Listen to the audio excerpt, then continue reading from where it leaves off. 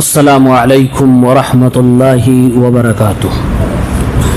الحمد للہ رب العالمین والصلاة والسلام علی رسولہ الامین وعلی آلہ وصحبہ اجمعین واشہد ان لا الہ الا اللہ وحدہ لا شریک لہ واشہد ان محمدا عبدہ ورسولہ، اما بعد۔ حاضرین مجلس، اسلامی بھائیوں، نوجوان ساتھیوں، عزیز بچوں، سیرت النبی کے درخشاں پہلو، اس عنوان سے یہ درس نمبر 14 ہے۔ ہم اور آپ نے اللہ کے نبی صلی اللہ علیہ وسلم کی دعوت کے مراحل کو کل سنا تھا۔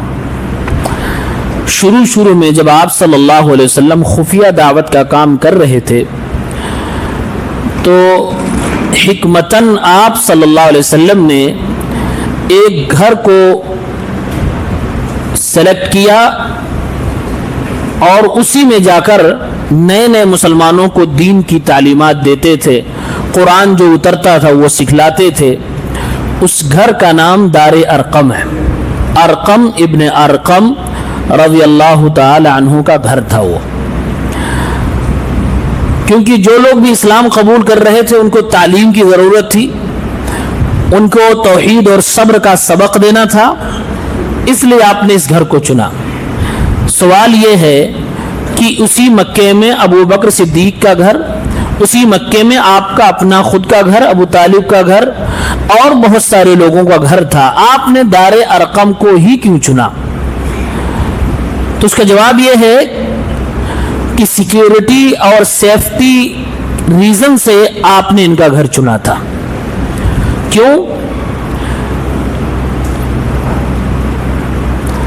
کیونکہ آپ کا گھر کفار کے درمیان مشہور نہیں تھا کہ یہ کسی مسلمان کا گھر ہے۔ اس کی وجہ کیا تھی؟ وجہ یہ تھی کہ حضرت ارقم ابن ابی ارقم یہ صرف 16 یا 17 سال کے تھے اور اسلام لے آئے تھے۔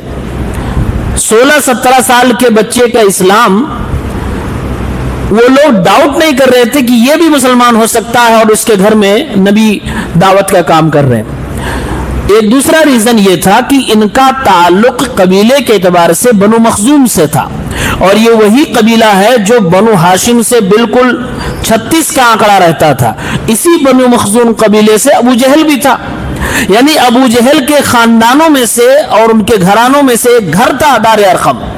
تو لوگوں کو ڈاؤٹ نہیں ہو رہا تھا کہ بنو ہاشم کے محمد بنو مخزوم کے ابو جہل کے قبیلے میں سے کسی گھر کے اندر بیٹھ کے دعوت کا کام کریں گے، جبکہ سب سے زیادہ متشدد اور ظلم کرنے والے لوگ یہی ہیں۔ اور ایک اور ریزن یہ تھا کہ آپ کا گھر جو آج صفا پہاڑی ہے، صفا پہاڑی کے بالکل دامن میں تھا، اور یہ وہ جگہ تھی کہ اس زمانے میں بھی یہاں بہت زحمہ ہوتا تھا، بہت بھیڑ ہوتی تھی، اور وہاں سے دور تک راستہ دکھائی دیتا تھا کہ کوئی آ رہا ہے اس طرف تو راستہ دکھائی دکھ رہا کہ فلاں صاحب آ رہے ہیں، اور بھیڑ ہونے کی وجہ سے اللہ کے نبی اور صحابہ آتے اور جاتے رہتے تھے، کفار کو جلدی ڈاؤٹ اور پتہ نہیں چلتا تھا کہ یہاں کچھ مسلمان بیٹھے ہوں۔ تو اس گھر میں دین کی دعوت کا کام چلنے لگا، یہاں تک کہ جب آپ صلی اللہ علیہ وسلم نے اعلان کیا اور اعلانیہ دعوت دینی شروع کی، لوگوں نے ستانا شروع کیا، جس کا تذکرہ ہم اور آپ نے کل دیکھا۔ اتنا ستایا کہ مشکل ہو گیا مکہ میں رہ کر اپنی توحید کو بچانا۔ تو حالات کے پیش نظر ہمارے نبی صلی اللہ علیہ وسلم نے اجازت دی اور کہا، اے مسلمانوں، حبشہ میں ایک بادشاہ ہے جس کا نام نجاشی ہے، اصحمہ نجاشی۔ وہ ہے تو نصرانی، لیکن وہ ایسا بادشاہ ہے کہ اس کی نگرانی میں، اس کی ملکیت میں، اس کی حکومت میں جو بھی رہتا ہے اس پر ظلم نہیں کیا جاتا ہے۔ وہ اپنے جنتا کی سرکشا کا کام اچھے طریقے سے کرتا ہے، لہٰذا تم میں سے جو شخص اپنے دین کی حفاظت کے لیے مکہ چھوڑ کے جانا چاہتا ہے، ہجرت کرنا چاہتا ہے، وہ حبشہ چلا جائے۔ آپ نے پرمیشن دے دی۔ اب صحابہ کرام نے حبشہ ہجرت کرنا شروع کر دیا۔ یہ ہجرت 2 بار ہوئی، پہلی بار کو ہجرت حبشہ اولا کہتے ہیں، دوسری بار کو ہجرت حبشہ ثانیہ کہتے ہیں۔ پہلی بار میں قریب 12 یا 11 مرد تھے اور 4 عورتیں تھیں. 11 یا 12 مرد اور 4 عورتیں تھیں. اس میں حضرت عثمان رضی اللہ تعالیٰ عنہ اللہ کے نبی کی بیٹی حضرت رقیہ کے ساتھ تھے. یہ بھی ہجرت پہ نکل گئے. یہ سن 5 نبوت کی بات ہے، یعنی نبی بننے کے 5ویں سال یہ کنڈیشن آ گئی کہ مکے میں رہنا بڑا مشکل ہو گیا. ہجرت کہتے کسے ہیں؟ ہجرت کہتے ہیں اپنے دین کی حفاظت کے لیے اپنے فتنے والے وطن کو چھوڑ کر امن و امان والی جگہ پہ چلے جانا جہاں دین پہ آسانی سے عمل ہو سکے. اس کو ہجرت کہتے ہیں. رزق اور روزی روٹی کے لیے آدمی اگر اپنا وطن چھوڑ کے جا رہا ہے تو اس کو ہجرت نہیں کہتے. ہجرت دین کو بچانے کے لیے، جہاں آپ تھے وہاں دین پہ چلنا مشکل تھا اور ناممکن سا لگ رہا تھا، بنیادی چیزیں آپ نہیں کر پا رہے تھے اسلام کی، تو آپ دین کی حفاظت کے لیے اگر وطن چھوڑ کے جاتے ہیں تو اس کو ہجرت کہتے ہیں. تو صحابہ نے یہی کیا. اب یہ لوگ حبشہ پہنچ گئے. پہنچے ہی تھے، کچھ ہی دن گزرا تھا کہ ایک افواہ، ایک ریومر پہنچتے پہنچتے حبشہ پہنچ گئی. کیا کہ ارے مکہ کے سارے کفار تو مسلمان ہو گئے، مکہ کے سارے مشرکین تو مسلمان ہو گئے. اب ان لوگوں نے سوچا کہ جب سب مسلمان ہو گئے تو اب ہم لوگ اپنا وطن چھوڑ کے یہاں کیا کریں گے، چلو ہم لوگ واپس مکہ چلتے ہیں. یہ افواہ پھیلی کیسے تھی؟ اللہ کے نبی صلی اللہ علیہ وسلم خانہ کعبہ کے پاس سورہ نجم کی تلاوت کر رہے تھے. سورہ نجم کی آخری آیتیں بڑی عجیب و غریب ہیں. اگر کوئی پڑھنے والا قاعدے سے پڑھے اور ہم اور آپ کو سمجھ میں آئے تو واقعی رونگٹے کھڑے ہو جائیں گے. آدمی اپنے آپ پر قابو نہیں رکھ پائے گا. وہ مشرکین قرآن سمجھتے تھے. اللہ کے نبی کی آواز سے وہ پیاری پیاری آیات جب نکلی وہ لوگ سن رہے تھے اور اخیر میں سجدہ ہے. آپ نے سجدہ کیا، وہ سننے والے مشرک و کفار سب سجدے میں چلے گئے، اپنے آپ پر کنٹرول نہیں رکھ پائے. اب تھوڑی دیر کے بعد جب ان کو ریئلائز ہوا کہ ارے ہم لوگوں نے تو محمد کے کلام پر سجدہ کر لیا، ان کو افسوس ہوا، بڑا افسوس ہوا. اب اس کے بعد یہاں سے کہانیاں گڑھی گئی. ان لوگوں نے اپنے اس سجدے کے لیے جھوٹ باتیں بتانا شروع کر دی کہ نہیں محمد نے دراصل اپنے اس تلاوت میں وہ ہمارے بتوں کا بھی نام لیا، تھوڑا سا ہمارے بتوں کی تعریف کر دی تھی، اس لیے ہم لوگ سجدے میں گئے تھے. تو یہ غلط بات جو اس میں ملا دی گئی یہ پھیلتے پھیلتے حبشہ پہنچ گئی اور ان کے سجدے کی وجہ سے افواہ بن گئی کہ یہ سب کے سب لوگ مسلمان ہو گئے، جبکہ یہ کوئی مسلمان نہیں ہوا تھا. اب وہ حبشہ والے مسلمان جو 11 مرد اور 4 عورتیں چلے گئے تھے وہ واپس مکہ آئے اور مکہ کے بارڈر پہ جب پہنچے تو ان کو حقیقت کا انکشاف ہوا اور پتہ چلا نہیں کوئی مسلمان نہیں ہوا ہے. وہی سختی وہی مصیبت جھیل رہے ہیں سب لوگ. تو کچھ تو یہیں سے واپس چلے گئے پھر حبشہ، اور کچھ مکے میں آئے، بولے کہ اب آ ہی گئے ہیں تو رہیں گے. تو قریش کے جو غیر مسلم رشتہ دار تھے اپنے رشتہ داروں کے تحت اندر خفیہ راستے سے داخل ہو گئے. یہ ہجرت حبشہ اولا ہے. کچھ دن کے بعد یہ جب شدت بڑھتی چلی گئی، مکے والوں نے پریشان کر ڈالا، جینا محال کر دیا. پھر اللہ کے نبی نے اجازت دی کہ کوئی اگر جانا چاہتا ہے تو مکہ چھوڑ کر اپنے دین کی حفاظت کے لیے حبشہ چلا جائے.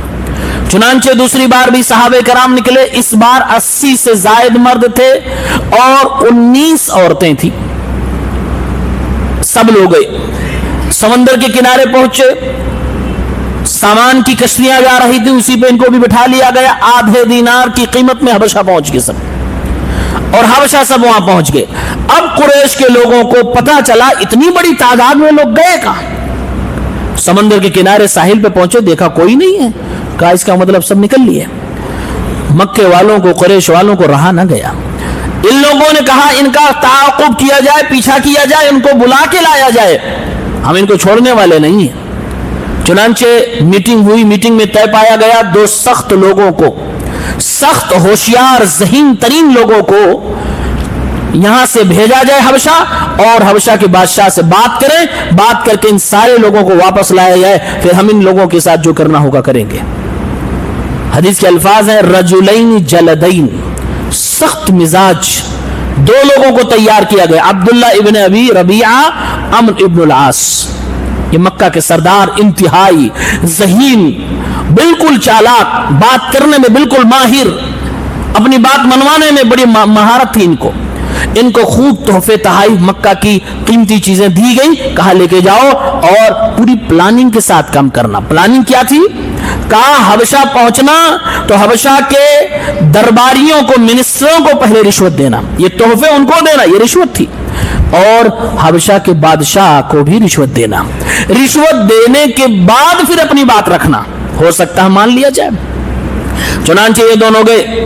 مسند احمد 1740 نمبر پہ حسن درجے کی روایت ہے، ام سلمہ جو حبشہ ہجرت کرنے والی میں سے تھیں، وہ پوری روایت بیان کرتے ہوئے کہتی ہیں یہ دونوں پہنچے اور بادشاہ کے سامنے پورا سب کچھ دینے کے بعد اب کہنے لگے انہو قد صبا الی بلد الملک منا غلمان صفہاء، بادشاہ صاحب مکہ سے کچھ چھوٹے چھوٹے کم دماغ لوگ چھوڑ کے چلے آئے آپ کے ہاں۔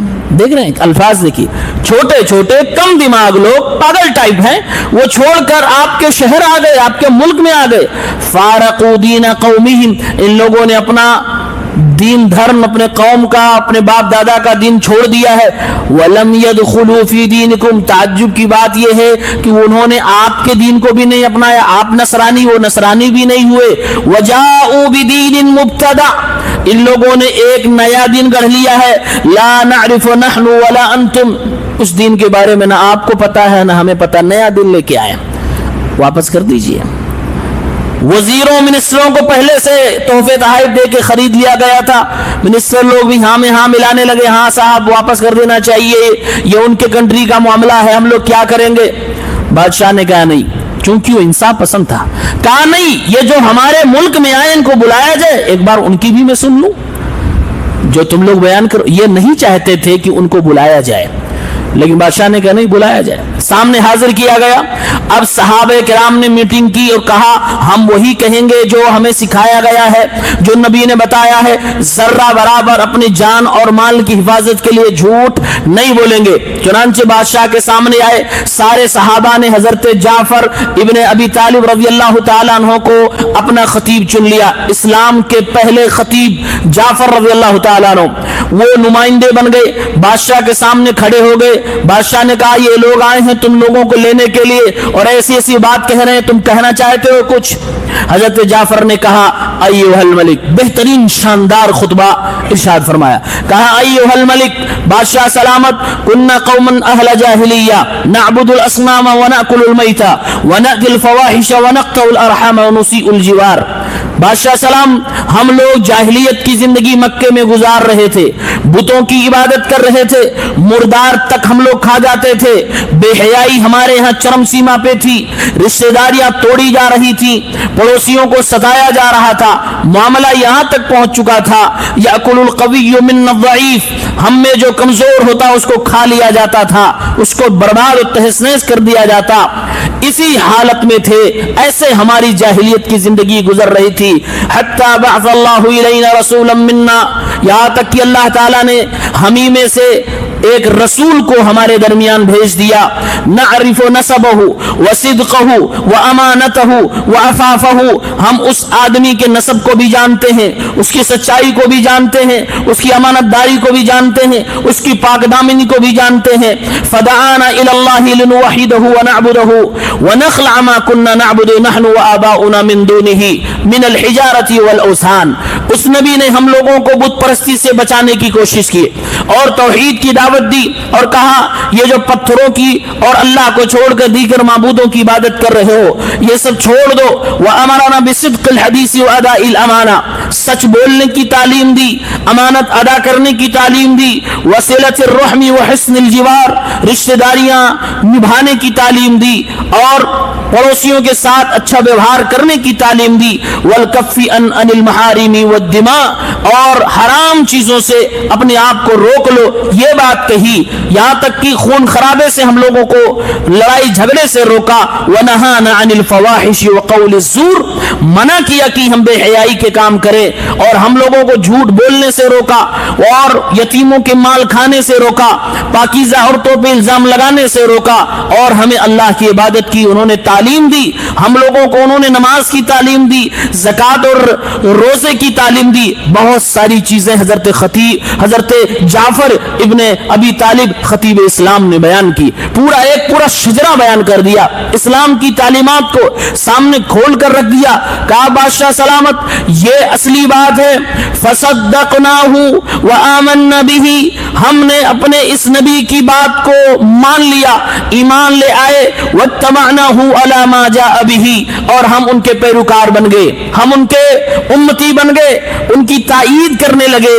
یہ جو لوگ مجھے لینے کے لیے آئے ہیں، ہمیں لینے کے لیے آئے ہیں، یہ چاہتے تھے کہ ہم دوبارہ سے وہی گندگی میں چلے جائیں جہاں سے نکل کے آئے تھے۔ ہم لوگوں نے ان کی بات نہ مانی تو انہوں نے ہمیں مارنا شروع کیا، ہمیں خوب ستایا، ہمیں دین سے پھیرنے کی پوری کوشش کر لی، ہم نے کئی لوگوں کو قتل کر ڈالا، بہت ذلیل رسوا کیا۔ تب جا کے میرے نبی نے اجازت دی کہ اپنے دین کی حفاظت کے لیے آپ کے ملک میں آ جائیں، آپ کے پاس ہم لوگ آئے ہیں۔ سلامتی ہمارے نبی نے کہی ہے کہ یہاں انصاف ہوتا ہے، ہم نے دوسروں کو چھوڑ کر آپ کا ملک چنا ہے، اب آپ جو فیصلہ کرنا چاہتے ہیں کر دیجئے، اگر واپس کرنا چاہتے ہیں واپس کر دیجئے، ورنہ ہم لوگ تو اپنے نبی کے کہنے پہ آپ کے ملک میں آئے۔ تقریر سماپت ہوئی، اس کے بعد بادشاہ نے کہا اچھا ٹھیک ہے، جس نبی کی بات تم کر رہے ہو، کہہ رہے ہو کہ اس کے اوپر قرآن اترتا تھا، تو اس نبی نے اگر کچھ قرآن کی بات بتلائی ہو تو کچھ پڑھ کے سناؤ۔ چنانچہ حضرت جعفر ابن ابی طالب نے سورہ مریم کی تلاوت کی۔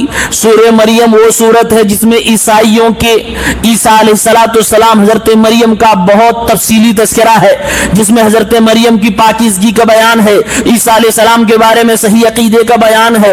چنانچہ جب حضرت جعفر نے اپنی بہترین خوبصورت آواز میں قرآن کریم کی تلاوت کی، حدیث کے الفاظ ہیں، ام سلمہ رضی اللہ تعالیٰ عنہ بیان کرتی ہے، بادشاہ نجاشی قرآن کی تلاوت سنتا جاتا، روتا جاتا، اتنا رویا کہ آنکھ سے آنسو نکل کے داڑھیاں اس کی بھیگ گئیں۔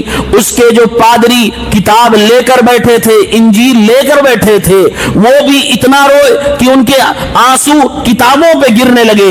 اور بادشاہ نے کہا جب یہ قرآن کی تلاوت سنی تو کہا ان ھذا والذی جاء بہ موسیٰ لیخرج من مشکاۃ واحدہ، یہ جو تم نے پڑھا ہے اور جو موسیٰ لے کر آئے تھے، مجھے یقین ہے کہ یہ ایک ہی جگہ سے آیا ہے، ان کا بھیجنے والا اتارنے والا ایک ہے۔ اور پھر ان دونوں نے مکہ والوں کو مخاطب کیا، کہا انطلقا، نکل لو یہاں سے، فواللہ لا اسلمہم الیکم ابدا ولا اکاد، اللہ کی قسم ہے میں ان مکے والے مہاجرین کو تمہارے حوالے نہیں کر سکتا، اور میں ہرگز ہرگز نہیں کروں گا، یہ کبھی نہیں ہو سکتا۔ مجلس ختم ہو گئی، اس کے بعد سب لوگ اپنی اپنی جگہ پہ چلے گئے۔ اب یہ دونوں ابھی واپس مکہ نہیں ہوئے، کہا ایک کوشش اور کرتے ہیں۔ کہا ابھی بادشاہ کو یہ نہیں بتایا کہ مسلمان عیسیٰ کے بارے میں کیا عقیدہ رکھتے ہیں، یہ عیسیٰ کو اللہ کا بیٹا نہیں مانتے جیسا کہ عیسائی مانتے ہیں، چلو اب یہ بات بتلائیں گے، ہو سکتا ہے بادشاہ غصے میں آ جائے اور پھر ہماری بات مان لیں۔ اگلے دن پھر سامنے آئے، کہا بادشاہ سلامت ایک بات رہ گئی تھی۔ کہا کون سی بات؟ کہا کل جو پوری مجلس ہوئی، آپ کو نہیں پتا ان لوگوں کا عقیدہ عیسیٰ کے بارے میں وہ نہیں ہے جو آپ کا عقیدہ ہے۔ بادشاہ نے پوچھا اے جعفر بتاؤ تم لوگ کیا کہتے ہو عیسیٰ کے بارے میں، تمہارا اسلام کیا عقیدہ پیش کرتا ہے؟ حضرت جعفر نے وہی بات کہی جو اللہ کے نبی نے سکھائی تھی۔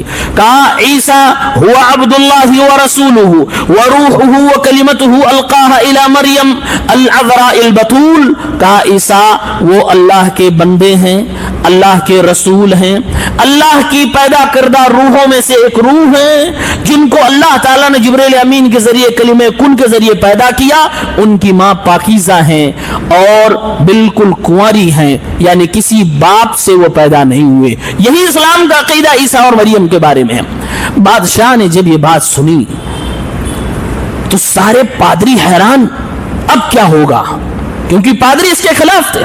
بادشاہ زمین پہ جھکا، ایک لکڑی اٹھائی اور لکڑی ہاتھ میں لینے کے بعد اپنے سارے لوگوں کو مجمع کو حاضر کر کے کہتا ہے ما عدا عیسیٰ ما قلت هذا العود، کہ جو یہ لکڑی میرے ہاتھ میں ہے اس لکڑی سے ذرہ برابر عیسیٰ کے بارے میں وہ بات نہیں ہے جو تم نے کہی ہے، یعنی 100% جو تم نے کہا وہی صحیح ہے عیسیٰ کے بارے میں، جو تم نے کہا وہی عیسیٰ کے بارے میں صحیح ہے، ذرہ برابر تم نے نہ کم کیا نہ زیادہ کیا۔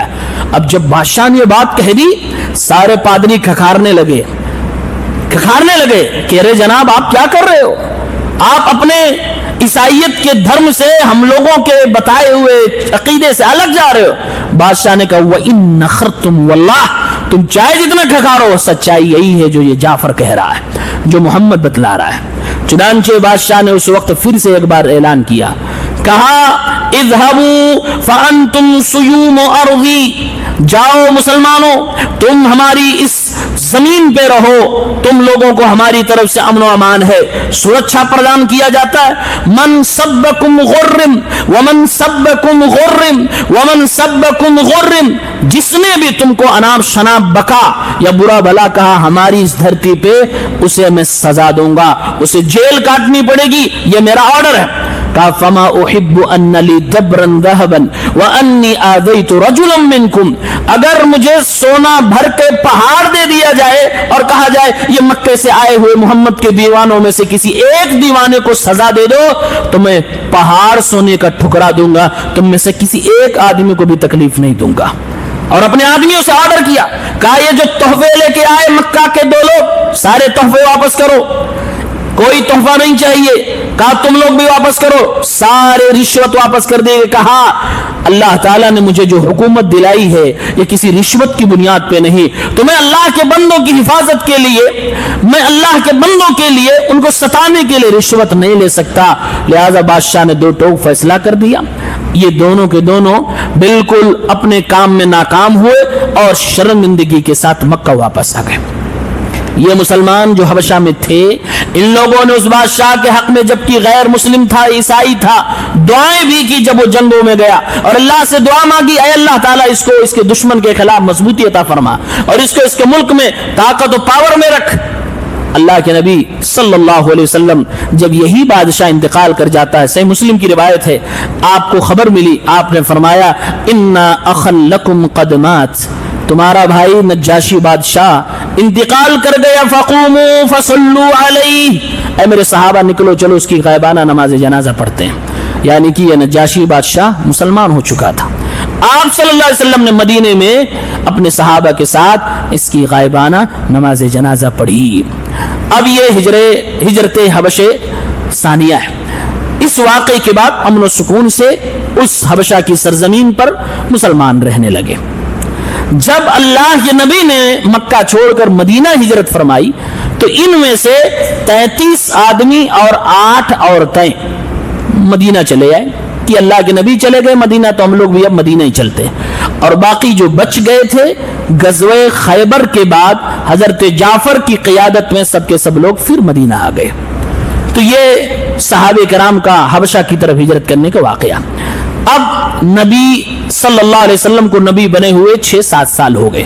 اللہ رب العالمین نے مکے کے 2 بہادروں کو اسلام کی توفیق عنایت فرما دی. وہ 2 بہادر کون؟ ایک حضرت حمزہ اسد اللہ و اسد رسولی, اللہ کے شیر اور اللہ کے نبی کے شیر.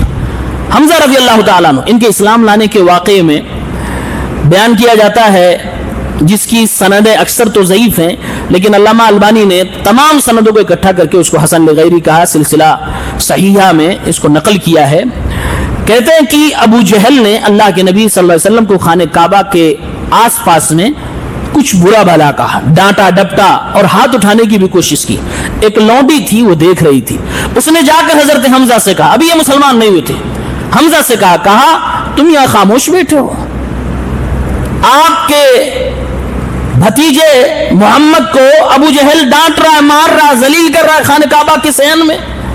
ان کو غیرت آئی, میرا بھتیجا میرے بھتیجے کو بے سہارا سمجھ رکھا, یتیم ہونے کی وجہ سے ابو جہل ستائے جا, ساری چیزیں پہلے سے ان کو معلوم تھی, لیکن جب لونڈی نے کہی ان کی غیرت اس وقت جاگ گئی. شاید اللہ تعالیٰ کو ہدایت دینی تھی. بھاگے بھاگے آئے, ابو جہل کہاں ہے؟ ابو جہل کو ڈھونڈا اور ابو جہل کو ہاتھ میں جو ان کی لکڑی تھی اس سے مارا, اور اس کے بعد چہرے پہ بھی دھکا دیا, اور اس کے بعد کہنے لگے اتشتمہ وانا علی دینہ وانا اقول ما یقول, کیا تم حمزہ کے رہتے ہوئے محمد الرسول اللہ کو برا بھلا کہو گے؟ میں اسی کے دین پہ ہوں, چلو میں اعلان کرتا ہوں, میں وہی کہتا ہوں جو محمد کہتا ہے. چنانچہ انہوں نے اسلام کا اعلان فرما دیا. غیرت کی وجہ سے دوڑ کے آئے, اللہ نے سینے کو کھول دیا, اسلام کی رحمت, اسلام کا نور ان کے سینے سے چمکا, اور اللہ تبارک و تعالیٰ نے ان کو حمزہ رضی اللہ تعالیٰ عنہ کو اسد اللہ و اسد رسول ہی بنا دیا. ایک بہادر قسم کا انسان اسلام لے آیا, اس سے مسلمانوں کو مضبوطی ملی. اور بھی ایک شخص جن کو اللہ کے نبی دعاؤں میں مانگ رہے تھے کہ اے اللہ اسلام کی توفیق ان دونوں میں سے کسی ایک کو دے دے. سنن ترمذی کی روایت 3681 صحیح حدیث, اللہ کے نبی دعا فرما رہے اللہم اعز الاسلام باحب هذین الرجلین الیک بابی جہل او عمر بن الخطاب. اے اللہ تبارک و تعالی یہ دو لوگ مکے میں ہیں جن کی چلتی ہے, جو طاقتور ہے, جو اگر اسلام قبول کر لیں تو ہم کو مضبوطی ملے گی. اے اللہ ان میں سے جو تیرے نزدیک محبوب ہو, اچھا ہو, اس کو تو اسلام کی توفیق عنایت فرما کر مسلمانوں کو مضبوطی عطا فرما. ابو جہل, عمر, اے اللہ ان دونوں میں سے جو بہتر ہے اس کو اسلام کی توفیق دے دے. چنانچہ عمر ابن خطاب رضی اللہ تعالیٰ عنہ دھیرے دھیرے اسلام کے قریب آتے رہے. چپکے چپکے اللہ کے نبی کی تلاوت کو سننے لگے, دل میں تمنائیں جاگی. اللہ کے نبی خانہ کعبہ میں تلاوت کرتے, چھپ چھپ کے قرآن کی تلاوت کو سنتے تھے. دھیرے دھیرے کر کے ان کے سینے میں اسلام کی محبت جاگتی رہی. اور ایک دن آیا, انہوں نے اپنے اسلام کا اعلان کیا. لوگوں سے پوچھا اے لوگوں بتاؤ ای قریش انقل للحدیث, اس مکے کی آبادی میں کون آدمی ہے جو سپر فاسٹ میڈیا کا کام کرتا ہے, جس کو اگر کوئی بات پتا چل جائے تو سب کو بہت جلدی بتلا دیتا ہے. لوگوں نے کہا جمیل ابن معمر, اس نام کا آدمی بالکل سپر فاسٹ میڈیا ہے. حضرت عمر اس کے پاس گئے, بولے میں اسلام لے آیا ہوں. اچھا اسلام لے آیا. بھاگا بھاگا وہ آدمی گیا. خانہ کعبہ کے پاس آس پاس لوگ رہا کرتے تھے, بازار بھی ادھر ہی آس پاس میں تھے. چیخ چیخ کے چلا چلا کے اعلان کر کے لوگوں سے کہا الا ان عمر قد صبا, لوگوں دھیان سے سنو سنو سنو سنو, خبر خبر. کیا ہوا؟ عمر بددین ہو گیا, عمر بددین ہو گیا. حضرت عمر پیچھے ہی گئے تھے, بولے کذب, جھوٹ بول رہا ہے, واللہ لقد اسلمت, بددین نہیں ہوا, میں اسلام قبول کیا ہوں. اب حضرت عمر کا اعلان کرنا تھا, سارے لوگ حضرت عمر پر ٹوٹ پڑے. عمر رضی اللہ تعالیٰ عنہ کا لوگوں نے پیچھا کیا. حضرت عمر اپنے گھر آ گئے. صحیح بخاری کی روایت ہے 3865, حضرت عبداللہ ابن عمر, حضرت عمر کے بیٹے کہتے ہیں میں اس وقت بہت چھوٹا تھا, میں اپنے گھر کی چھت پہ بیٹھا تھا, دروازہ میرے گھر کا بند تھا, دیکھا کہ مکہ کے لوگ بڑے بڑے سرداران قریش کفار دروازے پہ کھڑے, لوگ عمر کو تلاش رہے ہیں مارنے کے لیے, سزا دینے کے لیے. جرت کیسی ہوئی کہ تم نے کعبے میں جا کر اپنے اسلام کا اعلان کیا, مسلمان اتنا پاورفل ہو گیا. حضرت عمر کو ڈھونڈتے ہوئے دروازے پہ آئے. عبداللہ ابن کہتے ہیں میں چھت کے اوپر بیٹھا تھا, اتنے میں دیکھتا ہوں ایک آدمی بہترین سوٹ بوٹ پہن کر ریشمی لباس میں زیبتن آتا میرے گھر کے دروازے کے سامنے اور پوچھتا لوگوں کیا ہوا. لوگوں نے کہا یہ عمر بددین ہو گیا ہے, اس کو سبق سکھانے کے لیے ہم لوگ آئے ہیں. چنانچہ انہوں نے کہا قد سبع عمر فما ذاک, عمر اسلام لے آیا یا بددین ہو گیا تمہارے حساب سے, تو کیا ہوا پھر, تمہیں کیا پرابلم ہے, تمہیں کیا پریشانی ہے. اس آدمی کا اتنا روب و دبدبا تھا کہ اتنا کہنا تھا. عبداللہ ابن عمر رضی اللہ تعالیٰ عنہ فرماتے فرأیت الناس تصدعوا عنہ, اتنا اس نے بولا کیا تھا کہ سارے کے سارے لوگ اپنے اپنے راستے ہو گئے, بھاگ گئے سب لوگ. وہ کون تھے؟ آس ابن وائل. یہ اسلام نہیں لائے تھے لیکن اتنا دبدبا تھا مکے میں کہ اتنا کہنا تھا, سب لوگ اپنے گھر واپس ہو گئے. واقعی حضرت عمر کے اسلام لانے کے بعد اور کعبہ میں اعلان کے بعد مسلمانوں کو بڑا پاور ملا. عبداللہ ابن مسعود کہتے ہیں ما زلنا اعزة منذ اسلم عمر بن الخطاب, رواہ البخاری, کہ عمر ابن خطاب کے اسلام لانے کے بعد ہمیں جو عزت, جو طاقت, جو پاور محسوس ہوا ہے وہ اس سے پہلے نہیں تھا. اور جب تک حضرت عمر تھے ان کے بہادری سے, ان کے جذبہ اسلام سے, اسلامی غیرت سے دنیا کفار لرزتی تھی, کانپتی تھی. انہوں نے مجوس کے ایوانوں میں, آتش کدوں میں بھی آگ لگایا.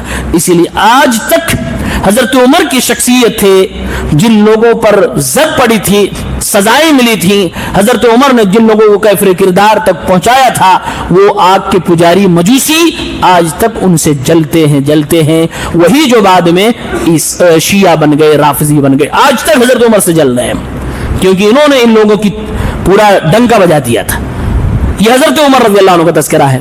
حضرت عمر کے بارے میں آپ سوچ رہے ہوں گے اسلام لانے کا وہ واقعہ میں نے نہیں بتایا, اپنی بہن کے گھر گئے, بہنوں ہی سے بھیڑ گئے, یہ واقعہ صحیح سند سے ثابت نہیں ہے, اس لیے میں نے اس کو نہیں بتایا. صحیح سند سے حضرت عمر کے اسلام لانے کا وہ واقعہ جس میں بتایا جاتا کہ اپنی بہن کے گھر گئے، پھر بہنوئی کو مارا، بہن کو مارا، پھر بہن نے کہا کتے کی بوٹیاں نچوالے وغیرہ وغیرہ، آپ لوگ جو بہت سارا سن رکھے ہوں گے، وہ صحیح سند سے ثابت نہیں ہے، اس لیے علماء کرام نے اس روایت کو ضعیف کہا ہے، اس لیے اس کو حضرت عمر کے اسلام لانے کا ذریعہ ہم نہیں مانتے۔ کیا ذریعہ، کیا سبب تھا؟